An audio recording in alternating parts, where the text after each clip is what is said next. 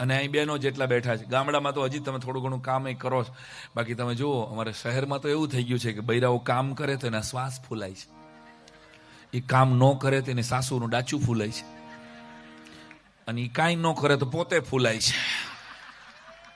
ચાલો જાય તો જાય કહા. અમદાવાદમાં, બરોડામાં, રાજકોટમાં સવારમાં 6:30 વાગ્યામાં બહેનો આમ તમારે જોવો ફૂગાઈ ગયેલા ખમણ જેવું શરીર હોય અને હાલી નીકળ્યા હોય, જાણે ઝાંસીની રાણીની સેનામાં ભરતી થવું. બે છોકરાઓ વાહે વાહે એલા જતા હતા. તે છોકરા બેન ખીજાણા, કેમ અમારી વાહે વાહે આવો છો? છોકરા કે બેન અમે તમારી વાહે વાહે નહીં, તમારી છાંયે છાંયે આવીએ છીએ.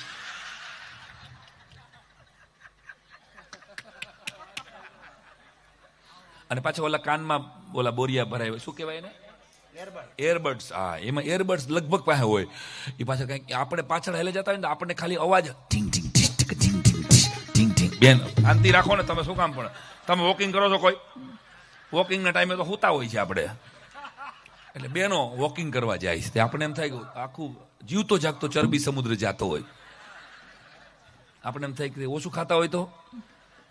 અને બેનો જીમમાં જાય છે, 4 વ્હીલ 20 લાખની 40 લાખની ગાડી લઈ અને જીમમાં જાય અને ત્યાં જઈને સાયકલ ફેરવે. આના કરતા સીધી 2000ની સાયકલ લઈ લ્યો ને. ખરેખર મારું નાનકડું વાક્ય છે, તમને ગળે ઉતરે તો, કે સીમમાં કામ કરતા હતા ને ત્યાં સુધી જીમની જરૂર નહોતી. આ સીમ છોડ્યા ને, સીમમાં, ગામની સીમમાં કામ કરવાનું છોડ્યું એટલે આપણે જીમમાં જઈને ઓહો પછી ટ્રેડમિલ માથે હાલે.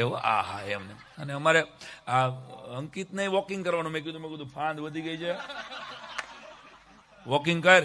તો અમદાવાદમાં જ રહે છે. ક્યાં એરિયામાં રહેશ તું? ન્યૂ વાડજમાં રહે છે. તો ન્યૂ વાડજમાંથી પ્રદીપભાઈ સવારના પોરમાં વોકિંગ કરવા નીકળ્યો. તો મેં એને કીધું હતું કે કોક જાતા હોય ને એની ભેગું તારે કંપનીમાં વાતો કરતા કરતા વોકિંગ કરવું. એટલે વાતુડીઓ છે ને મૂળ અમારા મંજીરાનો માણીગર. તો ન્યૂ વાડજથી નીકળો, સરખેજ સુધી પહોંચી ગયો પહેલા જ દિવસે, સરખેજ. અને પછી ઓલા ભાઈને કે તમે લોકો હવે પાછા વાડજ નથી જવાના? ઓલા કે અમે તો ચોટીલાની જાત્રાએ જાય છે ભાઈ. અરે એ કે પેલા તો ફાટો, એ કે તમે લોકો જાત્રામાં નીકળ્યા છો, એ કે હું તો વોકિંગ નું કઈ ને અહીં સુધી આવ્યો છું. હે કે મેં કીજાણો કે ધજા તો હાથમાં રાખો, એ કે ધજા વગરના નીકળી ગયા છો. એ કે ભાઈ ધજા લઈને એક જણો સરખે જ ઉભો છે, એ કે ધજા વાળો હવે જોઈન્ટ થવાનો હતો, અમને શું ખબર તમે વાડજથી આયલા આવો છે. આવ્યો અહીંયાથી 300 રૂપિયાની રિક્ષા કરીને પાછો આવ્યો. એક જ દિવસ એને વોકિંગ કર્યું, પછી કોઈ દી વોકિંગમાં નથી ગયો. એમાં પછી કે ફાંદ વધતી હોય ભલે વધે. એક જણો અમારે રાજકોટથી અમદાવાદની બસમાં હાલાલ કરે. બસમાં હાલે. મેં કીધું કેમ બસમાં હાલો છો? મને કે મારે ચોટીલા હાલીને જવાની માનતા છે.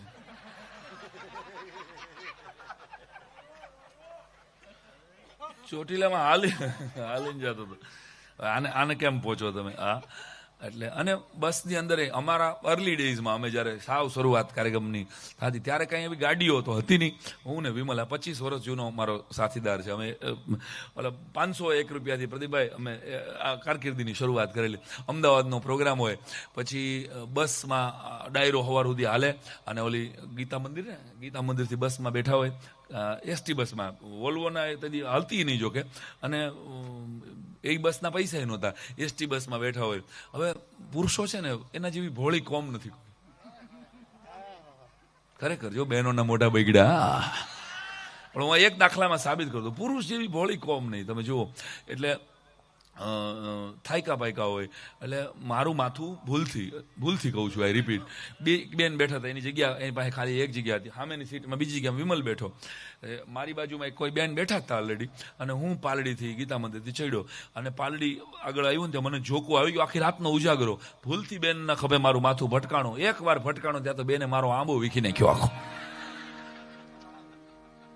અને મારે રાજકોટ જવું તું, હું બાવળા ઉતરી ગયો ભાઈ સાહેબ.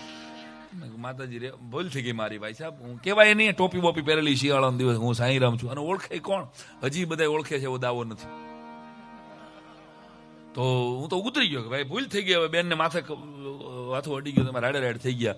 પુરુષ જેવી ભોળી જાત નથી. ધારો કે આની આ ઘટના ઊંધી બની હોય, હું નહીં, દુનિયાનો કોઈ પણ પુરુષ રીદરોલનો ગુજરાતનો બેઠો હોય અને કોઈ બેન અજાણ્યા આવીને એને ભૂલથી એના ખભે માથું મૂકે, આ એડજસ્ટ થાય. આવેલી છીક નો ખાય સાહેબ. ડિસ્ટર્બ ન થવો જોઈએ. બેન એના હૃદયમાં શુદ્ધ ભાવના કે બેનની નિંદર ન બગડવી જોઈએ. બસ ઉતરે નહીં. ઓકે, એને બગોદરા ઉતરવું હોય ને તો એ રાજકોટ સુધી વયો જાય.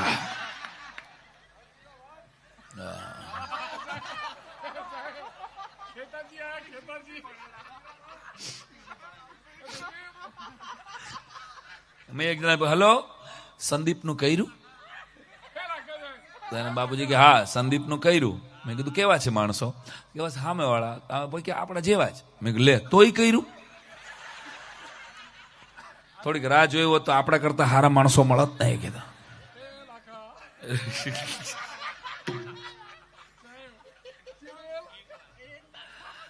હે વેલ ડન. ઓકે, આપણને ઇંગ્લિશમાં એપ્રિશિએટ કરે છે. વાવ. બે જાઓ.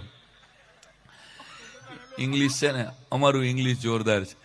હા, ઇંગ્લિશ બોલો બધા. English bus through out English. Medium, આ બધા મીડિયમ ગુજરાતીમાં ભણ્યા છે. કોઈ પણ ભાષા ઇંગ્લિશમાં ગુજરાતીમાં બોલી શકે છે. તમે કયો ગમે એ ભાષા, આ લોકો ગુજરાતીમાં બોલશે. અને યા કરતા અમે કરી જાય ગમે યા. મીડિયમની બહુ ચિંતા અમે પ્રદીપભાઈ એટલે નથી કરતા કે મોદી સાહેબ જ્યારથી વડાપ્રધાન થયા ને ત્યારથી હું તો આ જાહેરમાં કહું છું કે વડનગરની પ્રાથમિક શાળાએ ઇટાલીના ઇંગ્લિશ મીડિયમની દઈ નાખી. જો સમજાય તો. એટલે મીડિયમ મહત્વનું નથી, કોન્ફિડન્સ મહત્વનો છે.